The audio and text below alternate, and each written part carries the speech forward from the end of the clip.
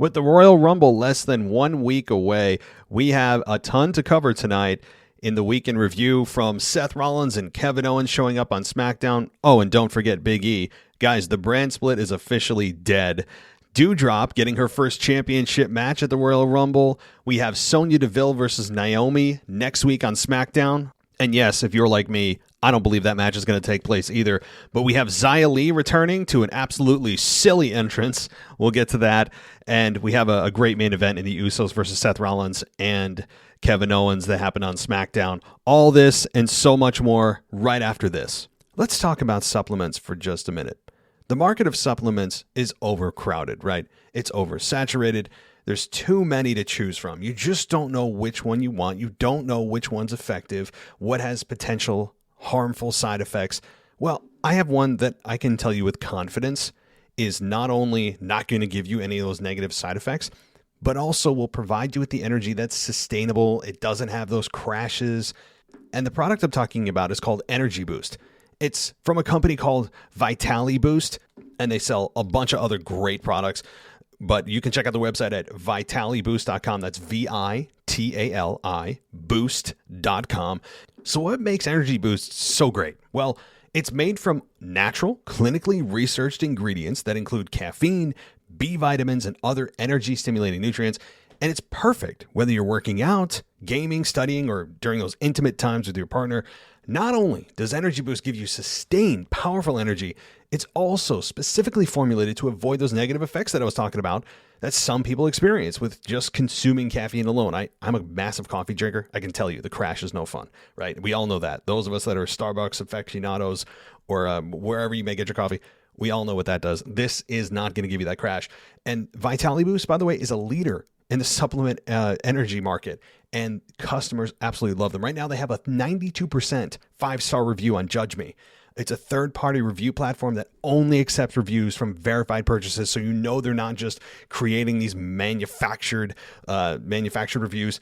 These are real people reviewing the product, honestly, and 92% is an amazing 5-star rating review. So check out Energy Boost today, risk-free. You can go to vitaliboost.com. Again, that's VITALI boost.com. You use our promo code WWE for a discount. But if you're interested in learning a little bit more about the science behind Energy Boost, visit my Vitali Boost's health guide at vitaliboost.com. Again, VITALI boost.com. And right there, you'll find information from peer-reviewed academic journals about the active ingredients in all of Vitali Boost's supplements. All of these supplements, by the way, are made in the United States. That's cool. And a reminder, go to vitaliboost.com and use our promo code WWE. You'll get a discount on the Energy Boost and all of their other great supplements. So don't miss out, guys. Go check out Energy Boost. And again, it's vitaliboost.com, VITALI boost.com. So you guys know I don't do a whole lot of clothing brand partnerships unless I really believe in them. And I found one of those today that I want to share with you because it's really inspiring. It's called Hustle, Grind, Grow. So the website is hustlegrindgrow.com. And who they are is really simple. They're a brand that represents people who are willing to do what other people aren't. What that means is relentlessly pushing through every obstacle to achieve your goal and reach the next level for whatever you're trying to achieve. It's for people who refuse to be outworked by anyone else. Hustle, Grind, Grow. It can be applied to many different areas of your life, from working towards graduation or getting your job, that job promotion that you've wanted, working out, or even starting a new job that others felt was out of your reach. This brand, their goal is to inspire you to remember that you are capable of greatness. And all you need to do is get some Hustle, Grind, and Grow gear, and you'll see exactly what I'm talking about. So what kind of gear do they have? And what kind of gear do they have? Very simply, hoodies and t-shirts. And on these t-shirts and these hoodies, what does it say? Things like hard work works, change is inevitable, growth is optional. There are also others that just have the brand on it and say hustle, grind, grow.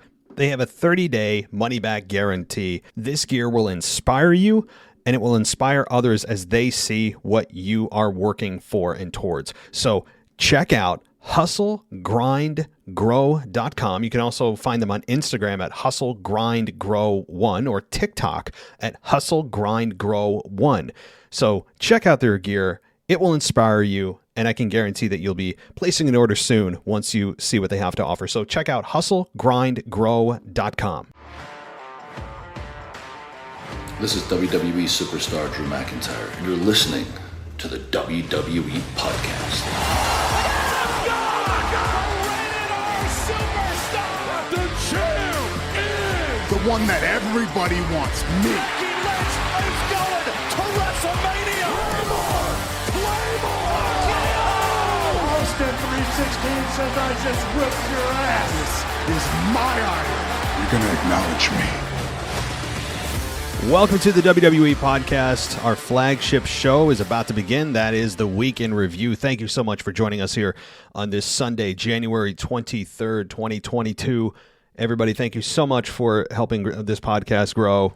January is not a really great time for podcasts and downloads and things, but as the months and weeks go on, obviously WrestleMania will help that, but you guys have shown over the last really year or two or three or however long you've been listening to us that you love and support us. And that's not everybody, but I do thank really everybody who's listened to us, at least giving us a chance. We're not for everybody, and that's fine.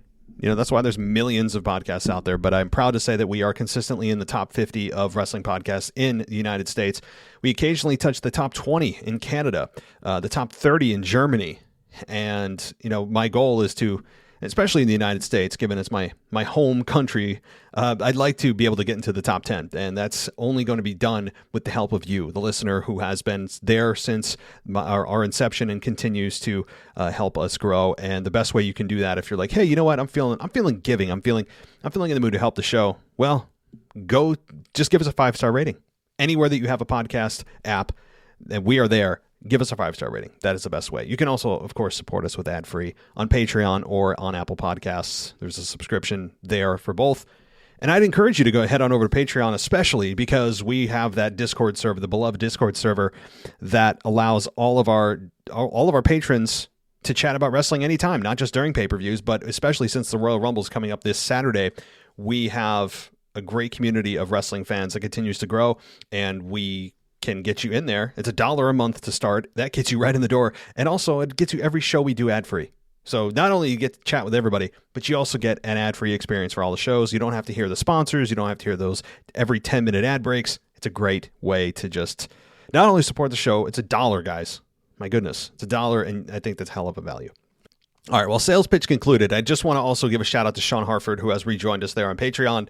And Sean, thank you. Long time listener. We haven't connected in a while, so given the tier that you're in, you're eligible to come on the show. So we'll have to set up a separate time. Also, don't forget, this week is Mr. and Mrs. Casual Wrestling Fan. They are going to be here, and they are going to be answering your emails. Your emails, guys. I'll be doing voicemails. It's the Takeover edition every single pay-per-view or now event, Premier Live event week.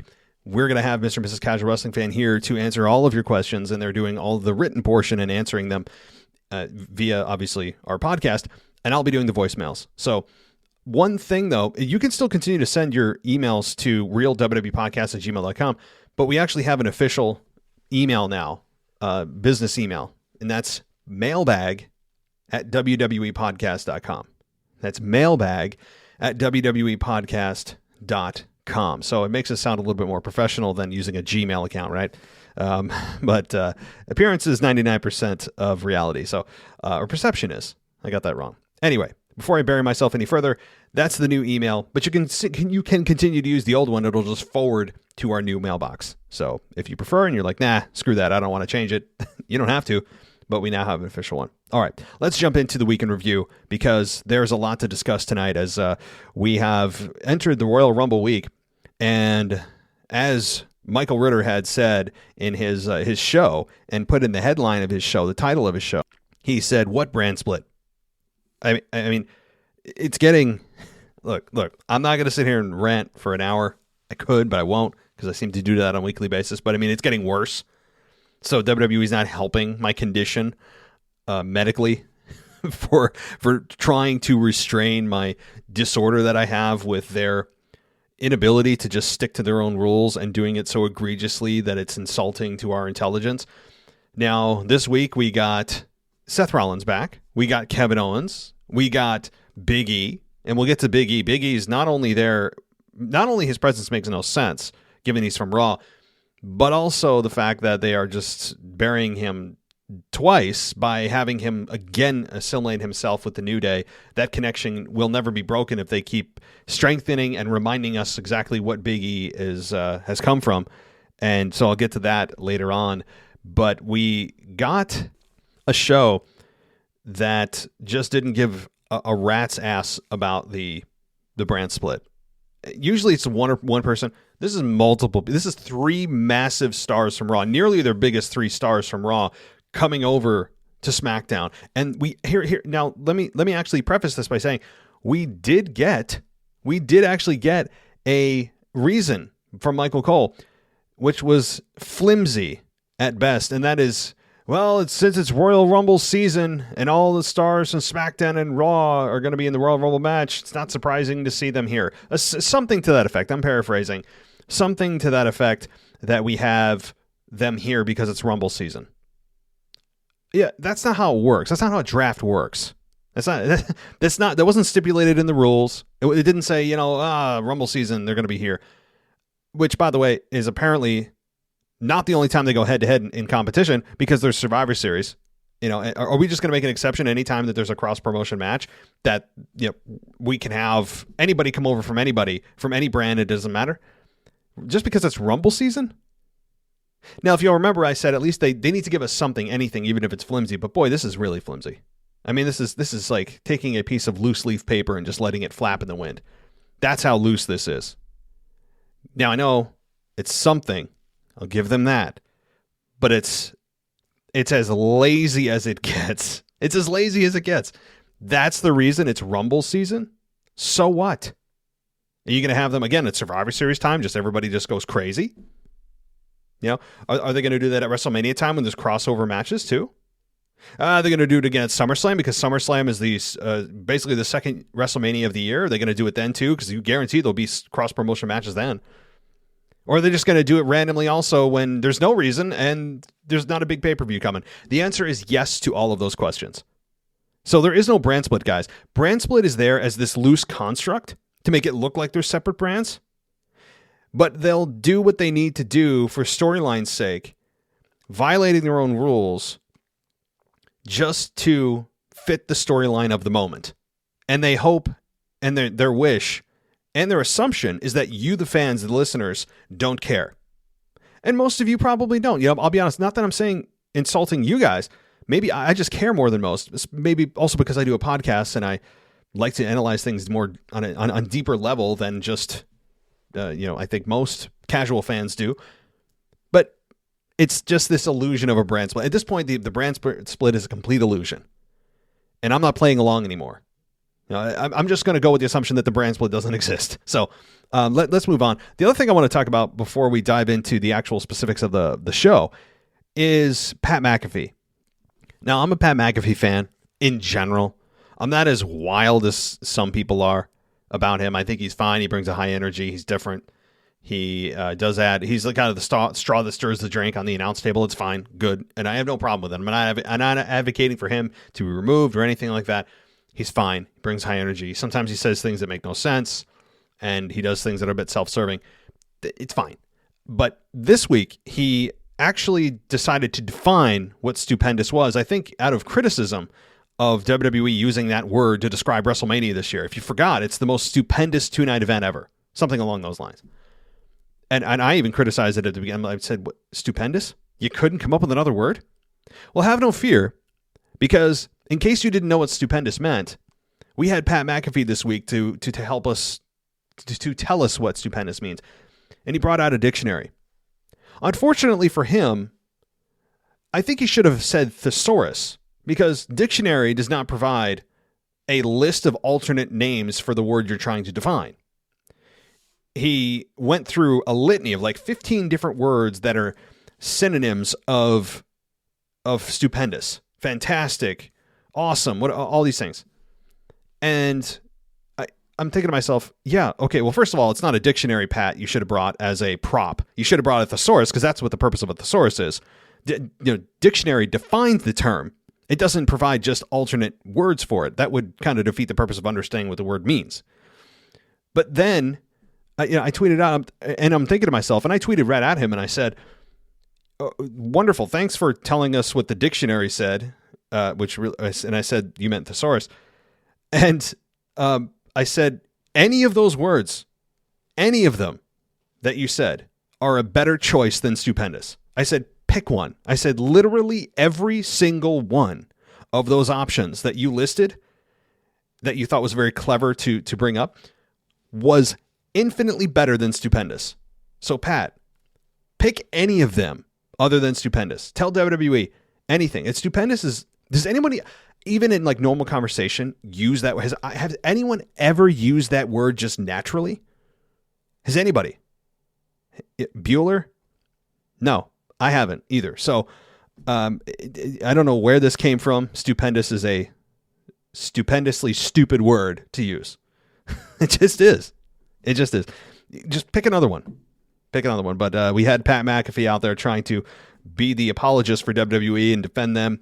And whatever. It's not the hill I'm going to die on. But Pat, if you're going to use a dictionary, it's defining a term.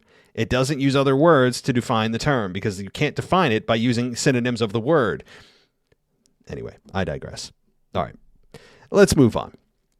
Let's talk a little bit about, I'm going to talk about Sonya Deville and I'm going to talk about Naomi.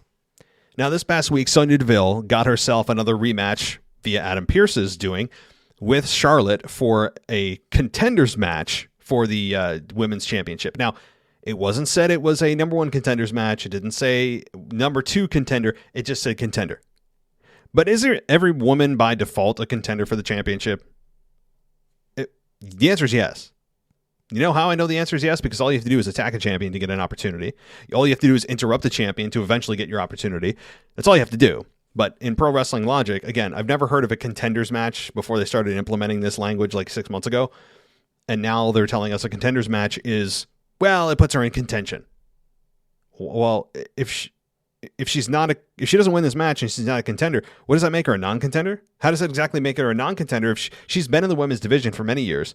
She's held the SmackDown Women's Championship before at WrestleMania 33 in Orlando. I was there. So I think she walked in as champion that night particularly. She lost it, I believe, though. I think she lost it that night. But I digress. My point is that contenders matches, the language of that, it's just like something they need to slap on the match because they can't just have a match with nothing added extra, no spice to it, because they don't trust their ability to create new stars. Like, they don't trust their own product that they've built without adding all these extra bells and whistles to every single match. It's so apparent throughout the entire company that they can't rely just solely on their own stars that they have supposedly built or should have been building all of this time.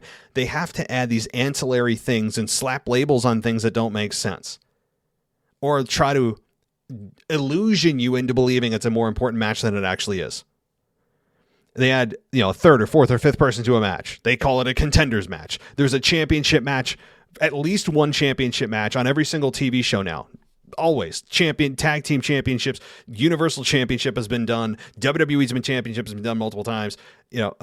Especially, 24/7 title speaks for itself. The Women's Championship, the Intercontinental, all of them. Nobody is safe anymore. And it's really just speaking to the larger problem of them trying to use these superficial additives to their matchups because they haven't been able to create deep characters with deep stories and emotionally connect. And so they hope that the fans will care about all these little things that they add, when in reality, the foundation of what makes pro wrestling great, which is great stories and characters you can relate and live vicariously through, has failed. They're trying to add this superficial crap. But all right. I'm starting off really on a negative note, but let's get to Naomi and Sonya Deville, as I said. And Naomi ends up getting screwed for the 905th time by Sonya Deville, who just announces herself as the referee, and ends up getting booted out of the ring by Charlotte accidentally as Naomi kicks Charlotte into Naomi. Naomi goes to the outside. Naomi then hits rear view on Charlotte and goes for the pin. You could have counted to 6 or 10. Sonya Deville is on the outside of the ring, not exactly in a hurry to get into the ring to count the 3. And then Naomi again who just continues to look more foolish by the week, gets in the face of Naomi or Sonya Deville, and then Charlotte ends up chop blocking her and going with the figure eight. Now, Naomi did not tap out, but Sonya Deville did the old Montreal screwjob finish that has been redone and rehashed and reworked a million times. And Sonya Deville calls for the bell, and Naomi loses the match. I mean, you kind of saw that one coming. And then in the back, Adam Pearce says, that was way over the line. He has Eric Bischoff also in the room. I don't know what Eric Bischoff's doing there, but he has Eric Bischoff there talking about what leadership is and that Adam Pearce needs to show leadership. And Adam Pearce addresses Sonya and tells her that with Eric Bischoff in the room, that what you did has crossed the line, and that he's spoken upper management, and that they agree, and he agrees that they should have a match one-on-one next week. There's a few things wrong with this. Number one, well, what the hell's Eric Bischoff doing in there? Just floating backstage, trying to see if anybody wants advice on leadership? I don't know. I love Eric Bischoff. I do. I really love the guy, one of the best GMs in the history of WWE. But I don't know what the hell he's doing there. He's not a WWE official. He's not in any kind of managerial position. He's just kind of a was or a has-been GM, I guess. And then you have Adam Pearce telling Sonya, well, that crossed the line. What about the last 5 months, Adam? Did you have your head in the sand? Have you been watching anything that's been going on? Literally the segment after she does something, she comes back and you guys just make more matches and you don't say anything about it. But this crossed the line to put her in a match? Really? Not last week when she screwed her blatantly, or when she slapped Naomi across the face, or beat her up multiple times, or hid behind her suit, or verbally abused her for several months, ignored her, not given her a match, for months and months and months. But no. This is the one that he finally says, oh, well, no, you crossed the line. But the other 5 months, it's under the rug. Just put that aside. Or I pretend we didn't notice. So that's number two that it just doesn't make sense. Number three, why would you make this at the Royal Rumble? If your goal is to make the pay-per-view as big as possible, or the premier live event as big as possible, why would you not want to put it on a pay-per-view? Jeez, I said it again. It's going to take a while to get that out of my blood, right? Pay-per-view. The event.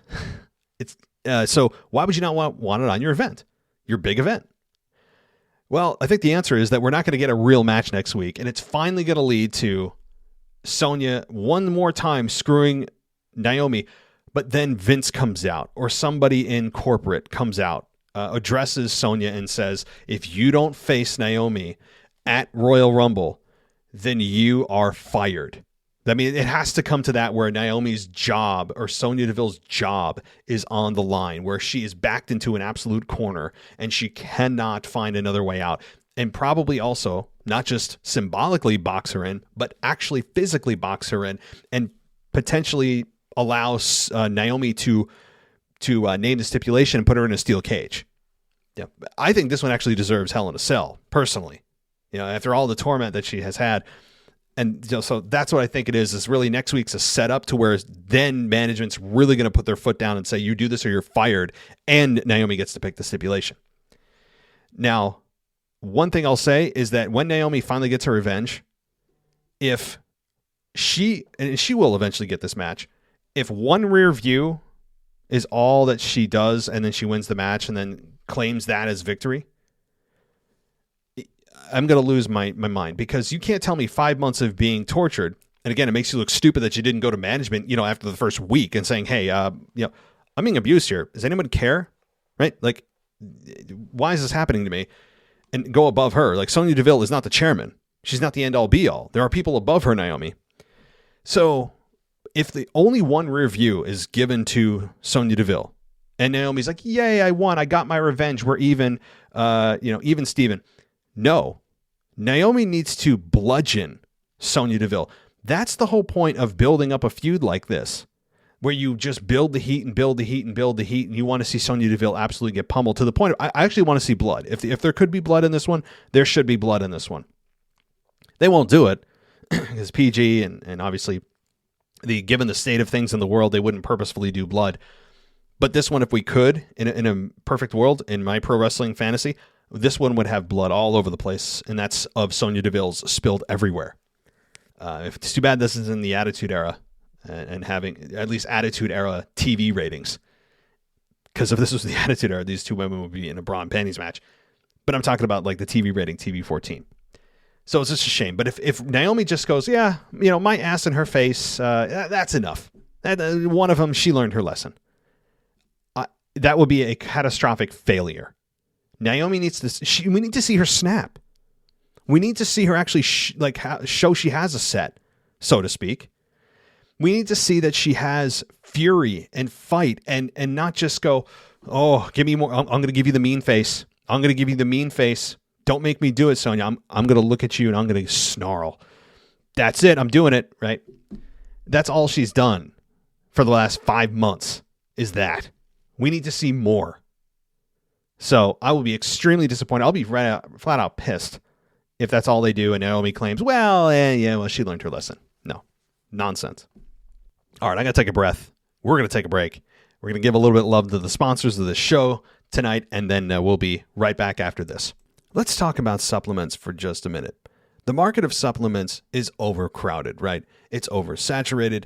There's too many to choose from. You just don't know which one you want. You don't know which one's effective, what has potential harmful side effects. Well, I have one that I can tell you with confidence is not only not going to give you any of those negative side effects, but also will provide you with the energy that's sustainable. It doesn't have those crashes. And the product I'm talking about is called Energy Boost. It's from a company called Vitali Boost, and they sell a bunch of other great products. But you can check out the website at vitaliboost.com. That's VITALI boost.com.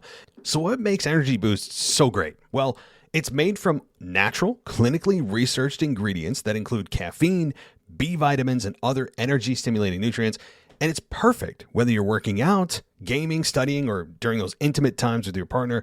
Not only does Energy Boost give you sustained, powerful energy, it's also specifically formulated to avoid those negative effects that I was talking about that some people experience with just consuming caffeine alone. I'm a massive coffee drinker. I can tell you the crash is no fun, right? We all know that. Those of us that are Starbucks aficionados or wherever you may get your coffee, we all know what that does. This is not going to give you that crash.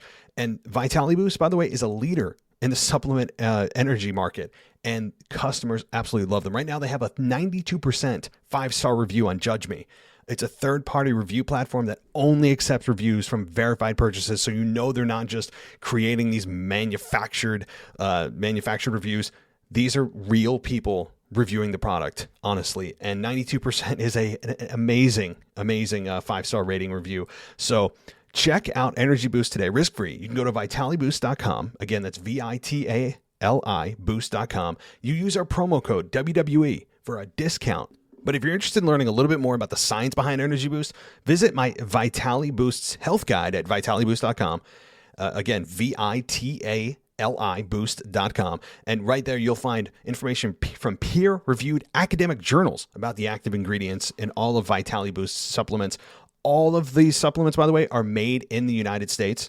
That's cool. And a reminder, go to vitaliboost.com and use our promo code WWE. You'll get a discount on the Energy Boost and all of their other great supplements. So don't miss out, guys. Go check out Energy Boost. And again, it's vitaliboost.com, VITALI boost.com.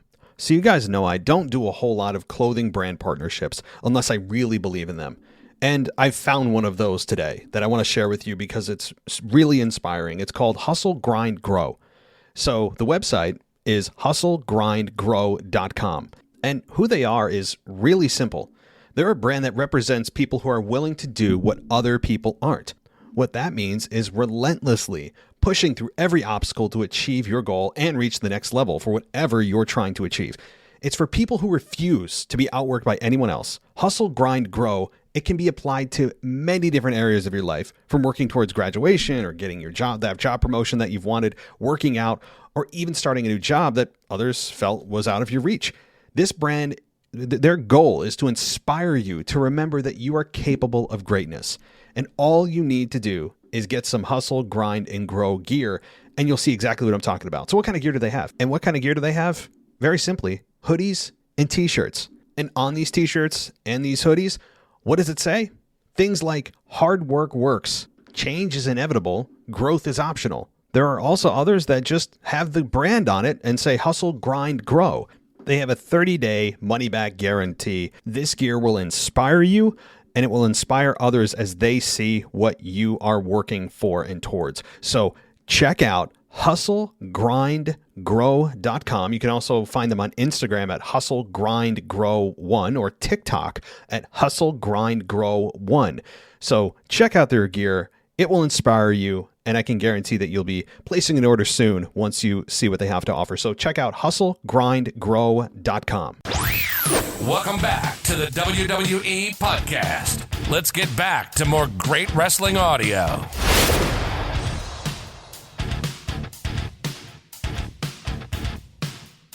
All right, everybody, welcome back to the show. We've got some more stuff, obviously, to talk about as we roll on, and I'm going to try to find something a little more positive as the show really just got off on a very negative, ranting kind of way, and hey, it is what it is. That's how I feel.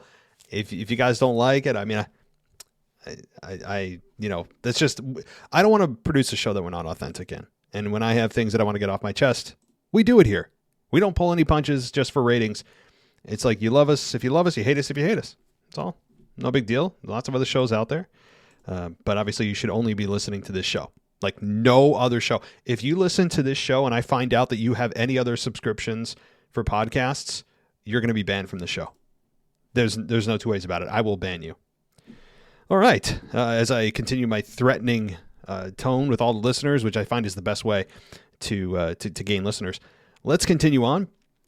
And let's talk about Kevin Owens and Seth Rollins, who seem to be really gelling as a team. Again, they're on SmackDown and Raw now. Fine. We've already talked about that. But this week, it was proposed that if Seth Rollins beats the Usos in a tag team match, that Seth Rollins would have the Usos banned from ringside at the Royal Rumble during his championship match with Roman Reigns. And if Seth Rollins loses with his tag partner that was not yet to be named, then he would lose his opportunity at the Royal Rumble. Given these stipulations, you knew there was exactly a 0% chance that Seth Rollins was going to lose this match one way or another. And it turned out that Kevin Owens was his tag team partner. It was revealed right away. And Kevin Owens continues to call him his best friend, which is really, I guess, a throwback to when he was friends with Jericho, the whole friendship, festival of friendship. Anytime he's with somebody like Sami Zayn, he calls him his best friend, and then he turns on him. So it's hilarious that he does this. He knows he's doing this because anytime he emphasizes best friend, it's kind of a callback to every time he says that about somebody he's teaming with, it will eventually turn on. So it's just kind of funny there. The other thing worth noting is that Seth Rollins called out Jon Moxley by name. When at the beginning of the show, when Seth and Roman Reigns were going at it verbally, Seth called back to myself and Mox holding you up. Not even referring to him as Ambrose, referring to him as Mox. Now, he didn't say Jon Moxley. He used the smallest abbreviation of his name that you could use, and I think that's as far as it was allowed, I'm sure. But this also does beg the question and further our thoughts here on the show, at least mine. I don't know if I can speak for the other co-hosts, that Jon Moxley could be indeed the backdoor, Forbidden Door Royal Rumble entrant. Now, given all the bad things that Ambrose said about Vince on his way out, I don't know if that's going to prohibit him from being that guy, or if Dean is not interested at all, or if that would be bad for his brand. I don't know. But I do believe that Jon Moxley, i.e. Dean Ambrose, could be on the table for a surprise return at the Rumble. It's crazy to think about, and I would bet against it, but I think he's a real possibility, along with Jericho. As I said before, CM Punk is an extreme outlier. MJF is an extreme outlier.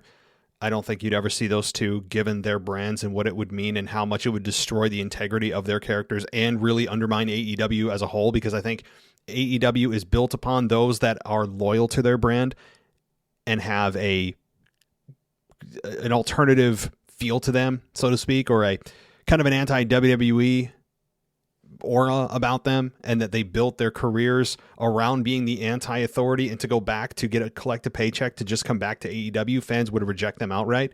Now, MJF, I guess, could be the one to do it. MJF could be a guy to do it because he's already a heel and then get hated even further. But the problem is, like, it would put heat on the company itself. I think they would lose a lot of goodwill of fans by doing it. It would actually be damaging as a company to AEW for MJF or CM Punk to go. Jericho at this point, I mean, I don't think there's a whole lot of stock left in Jericho, honestly. I mean, he's such in the twilight of his career. I don't think it would be that damaging. Moxley, I have my thoughts or have my my hesitations, but it's a possibility. So I wanted to bring that to your attention, as I have said that Moxley is a at least in the conversation, in the realm of possibility of showing up at the Rumble. I would still bet against it, but my jaw wouldn't drop if he did. The crowds would. I'll tell you, the crowd is going to lose their minds if Jon Moxley shows up at the Royal Rumble, makes an appearance. So we'll have to see there. But the team here of Kevin Owens and Seth Rollins is gelling well. They end up having a really good main event match with the Usos with a lot at stake. And then just as Seth Rollins was about to get the victory after hitting the stomp, I think it was on Jimmy Uso, we had Roman Reigns show up and Superman punch Seth Rollins, which caused a disqualification, which also caused Seth Rollins to win by default, which means his championship match is intact. And the reason that Roman Reigns did that, I think, is fairly self-evident, that he was avoiding the shame of a loss and rather just took the disqualification. So Roman Reigns still playing the heel here. For those that have really felt that he's trending babyface, this week I think took a step back from that as he calls the disqualification. And Seth and KO played the babyfaces here, even though they're the heels. I guess WWE is playing an odd game of forcing the fans to choose between the lesser of two evils.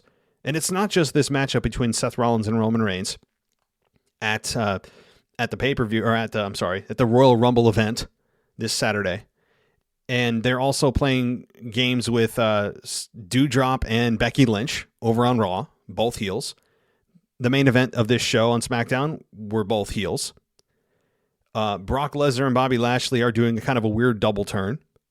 There's a lot of movement in the babyface heel category, and I don't know where everything's going to shake out, which is why I put in the title of this episode that there are so many possibilities still left and so many balls in the air. I can't keep it straight. I've never seen a Royal Rumble season like this. Never. I've never seen one that is in such turmoil, and I don't mean that in a bad way, because there are a lot of great possibilities out there. And so many theories and possible returns, and Brock dropping the belt. He's not going to drop the belt. There's going to be a championship versus championship match at the at WrestleMania where the belts are going to be united. Roman's going to drop it to Seth, but then he's going to challenge Brock for the WWE championship. Guys, I can't keep it straight. And what about Drew McIntyre and all this? Where's he? I know he's injured, but he should be back in time to get in the mix for WrestleMania. You have Asuka looming out there for the Raw Women's Championship that I alluded to on the news brief. I did a news brief actually earlier today. If you haven't heard that, I talked about 5 potential massive things that could happen on this Raw tomorrow night. There could be some big implications for the Royal Rumble event. So things are heating up, and things are heating up in a way that it's kind of like pick your own rabbit hole. Like, choose your own adventure, except pick your rabbit hole and go down it, because everybody's theories and everybody's logic, everybody's narrative is valid, I think, unless it's completely off the wall. There's so many different things. So this Royal Rumble event is going to be one of the more interesting ones that we've ever seen because of the unpredictability that is just absolutely at a 10 out of 10 right now. So enjoy the unpredictability, because a lot of times as fans, we complain everything's so predictable. If you're telling me that this Royal Rumble event is predictable, I'd love to have a conversation with you, because something's not right with you. Unless you are secretly a part of the writing team in WWE, you can't tell me with any high certainty that you have a lock on any certain championship match. Nearly any championship, especially the top ones. This is a tumultuous time in WWE. They have everything up in the air, and it's about to land on the ground, and we're going to see where everything lands. But, all right, let's continue on. Paige is also heavily rumored. Even Paige sent out a tweet, "Hi, Twitter, it's me again," or something like that, about 9 hours ago. So she knows she's trending on Twitter right now, and Paige is a heavy favorite, even though she's not even an active competitor right now. at least that we know. And, so we'll deal with that if and when it happens. But let's continue on with SmackDown. Let's see here. Viking Raiders defeat Los Lotharios in a very, very quick match with a Viking experience. Now, the only reason that the Viking Raiders had such a dominant performance is because they are challenging for the tag team titles. That's it. That's all. No other reason to get excited other than that. And boy, are they trying to make the Raid chest thump a thing. They're really trying to make that a thing. Yeah, it's like fetch. Fetch isn't going to happen. Right? Oh, gosh. Mean Girls. Mean Girls reference. What if my guilty pleasures? I'll say that off the bat. I'm going to lose some listeners for this, lose my man card, whatever. Mean Girls? I don't know why. To me, it's such a great movie. I was never involved in any of the Mean Girls clubs, obviously. But I don't know. If you went through high school, even as a guy, you saw these clubs, these cliques, these groups of girls. And it's just, it's very relatable, even though you weren't a part of actually that. I don't know how to describe it. I don't know. Anyway, I don't know how the hell. I never thought I'd talk about Mean Girls on here. So I'm sure somebody will mention that in my voicemail. There's a little ammunition for you there, Owen, or I don't know. Hey, how about this? Kanye Twitty. I have a feeling that this is going to be a trash segment. Matt saying he likes Mean Girls. Trash. Can you not hear it? Yeah, it's in my brain too. I can feel it. It's coming. All right. Anyway, Kofi Kingston defeats Madcap Moss via pinfall on SmackDown after landing Trouble in Paradise. This is what the description reads via CBS Sports. Kingston redeemed his loss to Moss last week. With King Woods out injured, Kingston enlisted New Day buddy Big E to counteract Corbin's shenanigans. Post-match, Big E delivered a big ending to Moss. Well, Kofi Kingston got this victory even if Big E didn't exist, because Corbin didn't try any antics to have help Moss win. So I guess Big E was there for a protection from a post-match beatdown. I don't know. But here's where things are just for me beyond the draft thing, which I already mentioned many times throughout the show. It's kind of like the theme of the show is the draft doesn't exist anymore. Credit to Michael Ritter, who came up with that topic or came up with that phrase. By the way, go follow his podcast, Football Function. Excellent show. Great as we are. It's a great show, and great timing because the playoffs are going on as we speak. So subscribe and support him on Football Function. But my bigger issue with Big E being there, without it, again, is draft aside, they continue at every turn to stifle and mitigate Big E's singles career. Every single time you think they're taking a step forward, and they do. It seems like they take a step forward. Big E starts to get a lot more serious in his promos. He continually has great matches. He feels like he belongs as a single star. He has a good presence about him. He's likable. All these things, right? They take 2 steps back almost immediately and put him back with the New Day in some form or fashion. They put him back with Kofi to defend Kofi from a beatdown. Every time there's a live event, a premier live event, formerly known as pay-per-views, they will have Big E reuniting with Kofi Kingston and Xavier Woods backstage, doing some silly antics and gyrations and pancakes and, I don't know, inside jokes and all these just ridiculous things. But to me, what I want to focus on is not the New Day awfulness. I've done that too many times. I want to focus on Big E's career, singles career. They continue to hurt him, maybe without even knowing they're hurting him. Yes, he's Kofi's friend. But right now, the risk of Kofi getting a beatdown is not as serious as the risk of Big E's singles career being mitigated and being slowed down and being limited by WWE continually reminding us he's really just a part of the New Day. Right? Like he's still that lovable, fun guy that was in the New Day there to help his friend. It's really just it's baffling to me that when they feel and I see progress, that they continually go back to New Day. There couldn't be a worse design to help push somebody forward than continually reminding the audience that he was a part of a group, that he's still kind of part of that group, and it's more important than his singles career. There is nothing, to me, worse by design than having somebody who was part of a group just continually every like month or so go back to that group or reunite with that group in some form or fashion. I don't think they know what they're doing. I don't think they see that negative side effect. I think they just see, oh, it's another big star on SmackDown. Let's get the rating up. It'll make Fox happy. Oh, it's Royal Rumble season. Whatever. They just see that part of it and go, oh, well, see, he's Kofi's friend. It makes sense. Instead of thinking to ourselves, wait a minute, are we trying to push Big E? Yeah, so if we're trying to push him in a singles career, why the hell are we continuing to put him back with the New Day? To avoid Kofi getting beat down? Yeah, that's worth it. It's maddening. If you're a Big E fan, and I am, believe it or not, I am. In ring and on the mic, he's shown a lot of promise. They bring him back, and they bring him back, and they bring him back. Just when you think he's out, they pull you back in. Isn't there an old saying on that or something in wrestling? It's like maybe it is just a wrestling industry phrase where just when you think you're out, they pull you back in. Somebody said that famously, and I can't remember who it is. But that's what it is with Big E. That's what it is.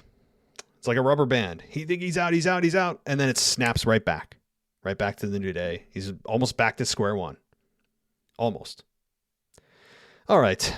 But Kofi Kingston gets the win. Nobody cares. And Kofi Kingston is really just being sold as how creative can he get for this year's Royal Rumble? Instead of the announcer saying, hey, maybe he can actually win it. You know, they just rely on the creativity of his avoidance of eliminations, like jumping on chairs and doing handstands and whatever other nonsense he does. Instead of actually focusing on the match, they focus on these silly antics that he has done during the match, instead of trying to make it a little more serious. Like, hey, there's a once-in-a-lifetime opportunity here. Why are we not considering Kofi being a part of that conversation?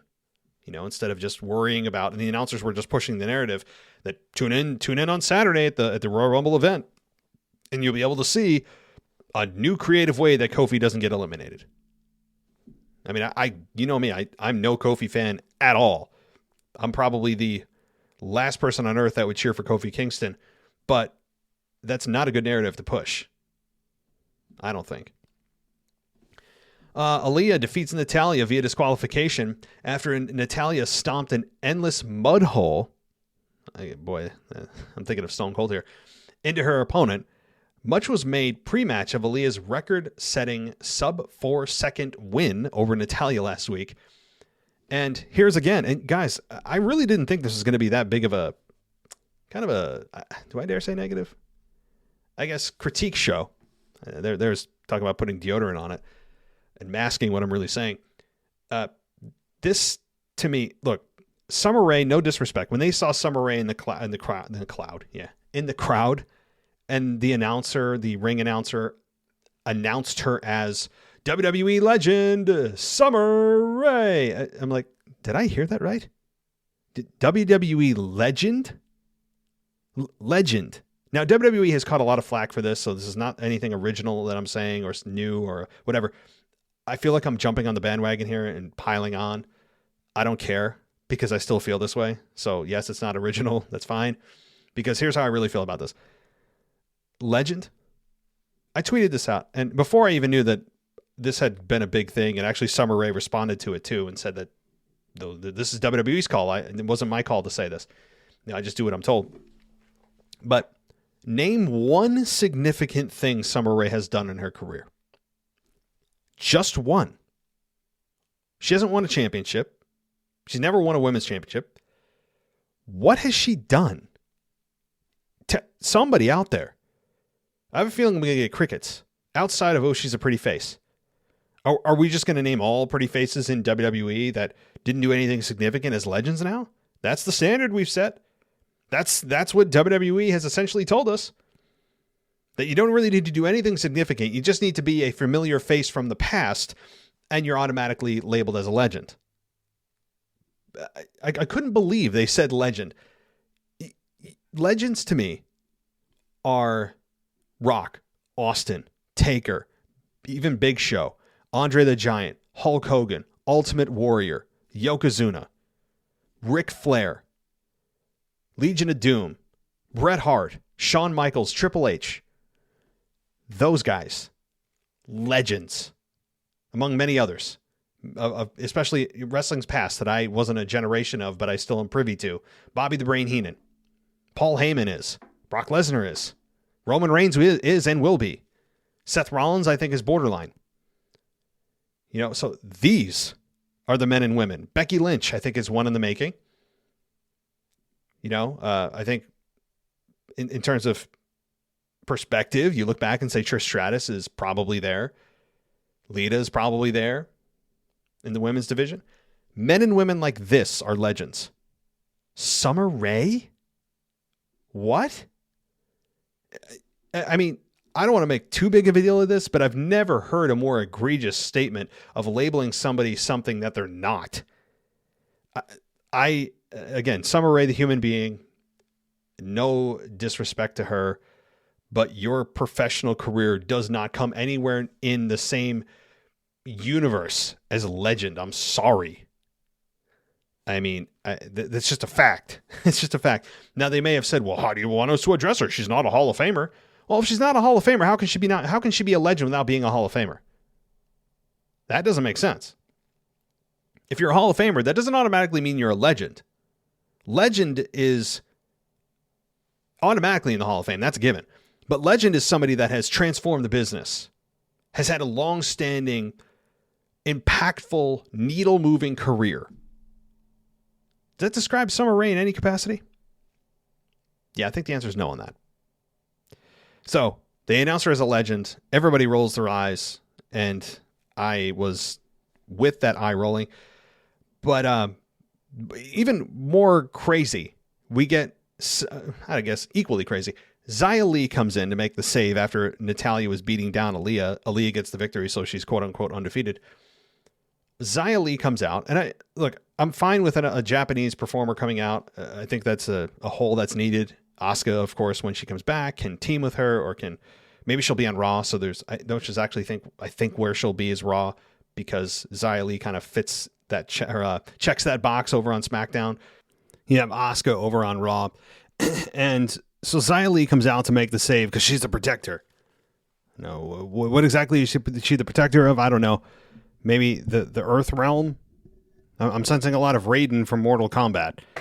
Those of you that are Mortal Kombat fans know exactly what I'm talking about. I mean, if this entrance must look so silly in person.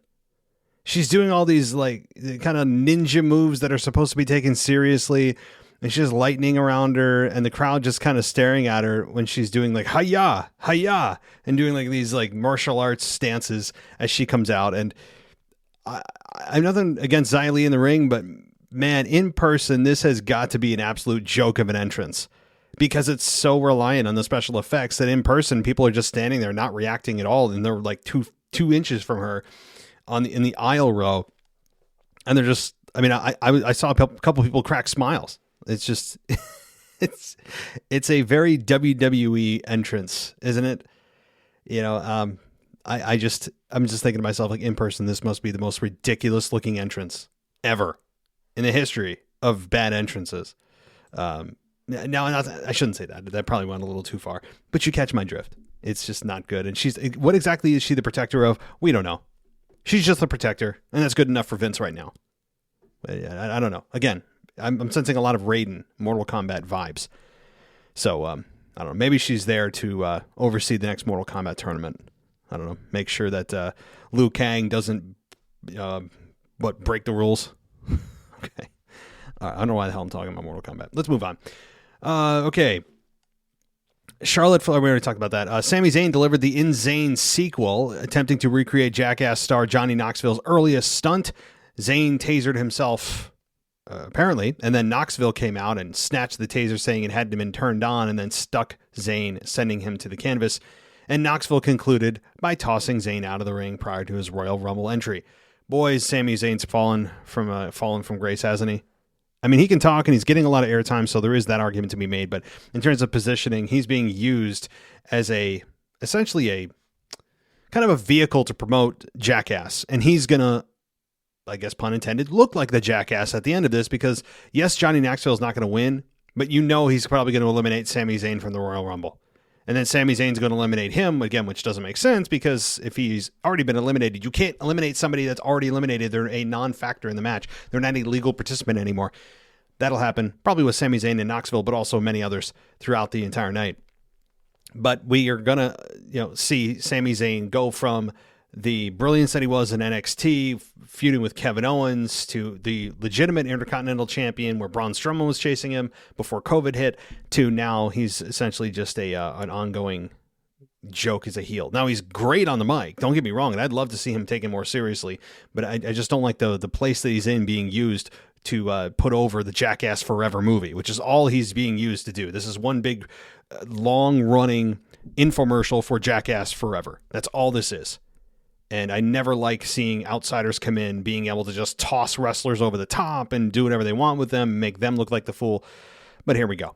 So moving on. Sheamus versus Ricochet. Let's talk positive. Sheamus and Ricochet. I enjoyed this.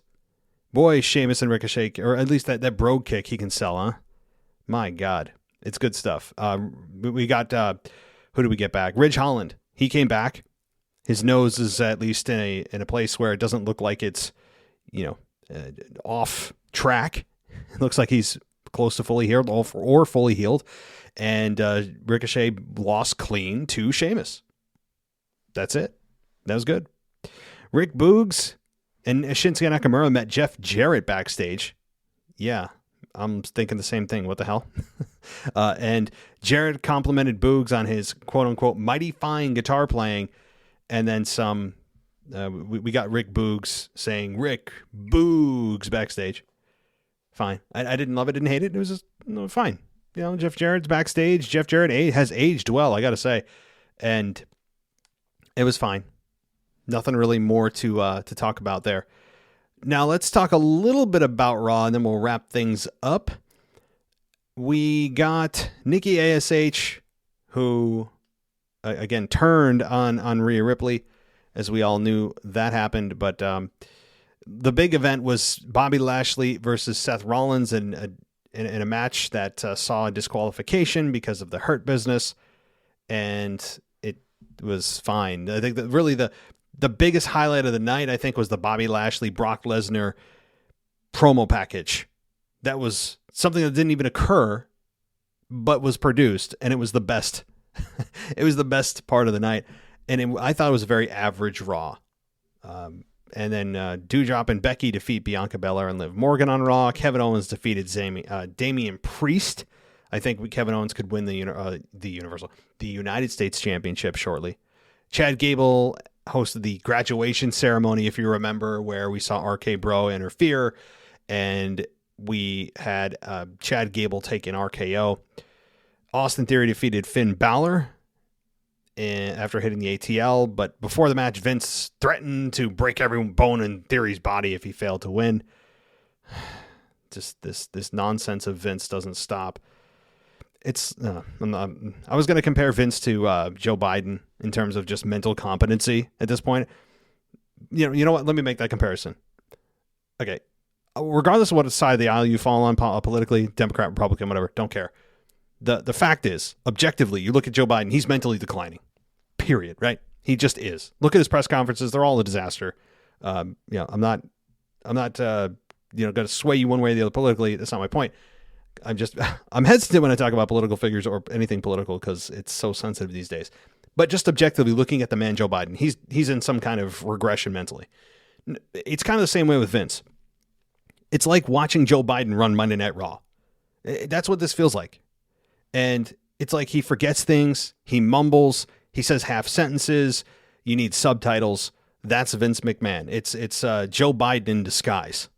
And it's really a shame because of how sharp Vince was and how good of an on-screen character he was, to see him just, for whatever reason, feeling that he needs to come back for Austin Theory on a weekly basis, feeling that that's going to get him over.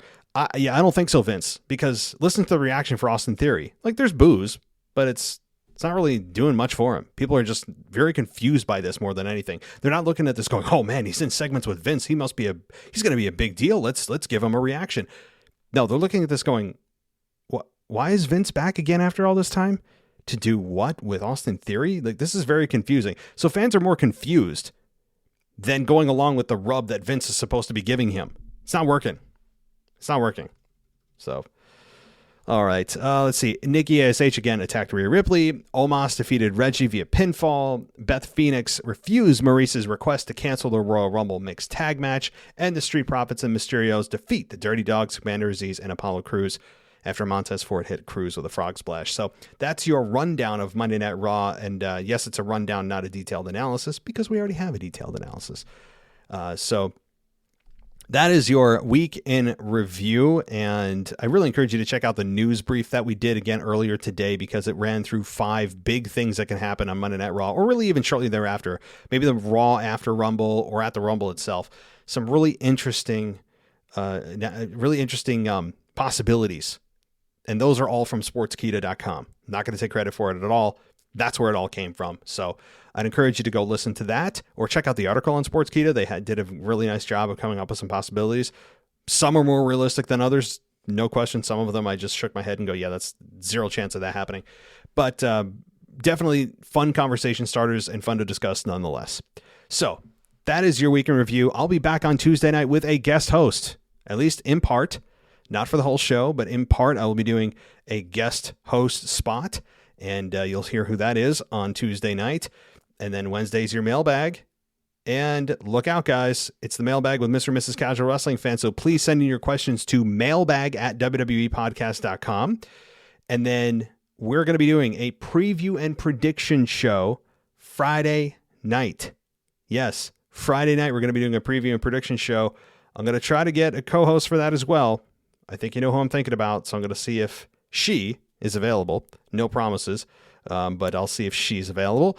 And then Saturday's the big day. The Royal Rumble review will be coming hopefully late Saturday night, if not Sunday at some point. I know that it's kind of a weird time. I'm still not used to the Saturday deal. So everybody, thank you so much. Please consider giving us a 5-star rating on Apple Podcasts or Spotify, and also going ad-free on Patreon or on Apple Podcasts. So thank you, everybody, for listening. As always, take care. I'll talk to you next time. Thanks for listening to the WWE Podcast. Don't forget to subscribe on your favorite podcast app so you don't miss a show, or head to WWEpodcast.com. And for all of these shows ad-free, head over to patreon.com/WWE Podcast. Until then, we'll see you next time.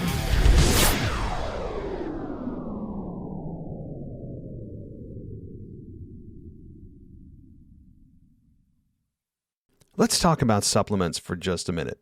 The market of supplements is overcrowded, right? It's oversaturated. There's too many to choose from. You just don't know which one you want. You don't know which one's effective, what has potential harmful side effects. Well, I have one that I can tell you with confidence is not only not going to give you any of those negative side effects, but also will provide you with the energy that's sustainable. It doesn't have those crashes. And the product I'm talking about is called Energy Boost. It's from a company called Vitali Boost, and they sell a bunch of other great products.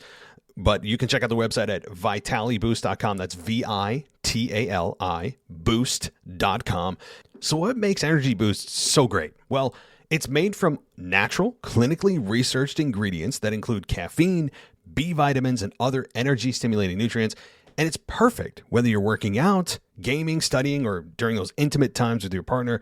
Not only does Energy Boost give you sustained, powerful energy, it's also specifically formulated to avoid those negative effects that I was talking about that some people experience with just consuming caffeine alone. I'm a massive coffee drinker. I can tell you the crash is no fun, right? We all know that. Those of us that are Starbucks aficionados or wherever you may get your coffee, we all know what that does. This is not going to give you that crash.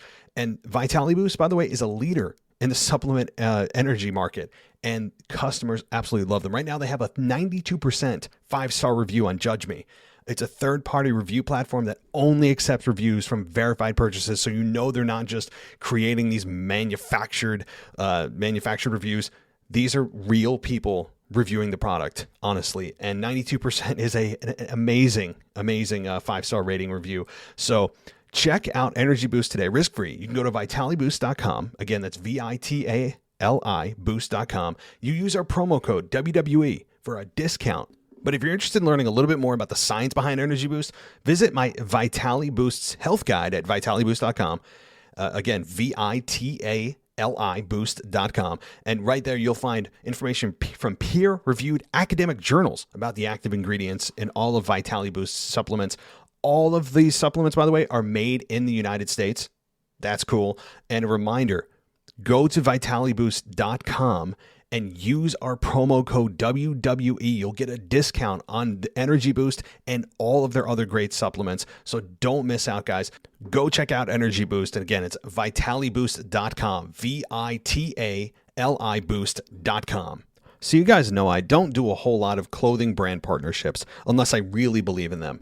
And I found one of those today that I want to share with you because it's really inspiring. It's called Hustle, Grind, Grow. So the website is hustlegrindgrow.com. And who they are is really simple. They're a brand that represents people who are willing to do what other people aren't. What that means is relentlessly pushing through every obstacle to achieve your goal and reach the next level for whatever you're trying to achieve. It's for people who refuse to be outworked by anyone else. Hustle, Grind, Grow. It can be applied to many different areas of your life, from working towards graduation or getting your job, that job promotion that you've wanted, working out, or even starting a new job that others felt was out of your reach. This brand, their goal is to inspire you to remember that you are capable of greatness. And all you need to do is get some Hustle, Grind, and Grow gear, and you'll see exactly what I'm talking about. So what kind of gear do they have? And what kind of gear do they have? Very simply, hoodies and t-shirts. And on these t-shirts and these hoodies, what does it say? Things like hard work works, change is inevitable, growth is optional. There are also others that just have the brand on it and say hustle, grind, grow. They have a 30-day money-back guarantee. This gear will inspire you, and it will inspire others as they see what you are working for and towards. So check out hustlegrindgrow.com. You can also find them on Instagram at hustlegrindgrow1 or TikTok at hustlegrindgrow1. So check out their gear. It will inspire you, and I can guarantee that you'll be placing an order soon once you see what they have to offer. So check out hustlegrindgrow.com.